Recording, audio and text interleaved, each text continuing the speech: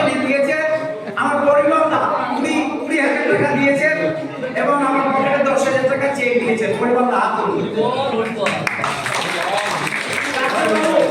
আমার মামাকে ডাক্তার কোথায় গেলেন ওই তো কাজে প্রথম থেকে সাহায্য সহযোগিতা 32,500 টাকা দিয়েছে এমনিতে 5,500 টাকা আমার পকেটে দিয়েছে এই ছাড়া এখানে যারা উপস্থিত হয়েছে আমি মঞ্চে গিয়ে নাম ধরে ধরে যতটা স্মৃতিতে থাকে বলবো কারণ ওদিকে আমাদের যে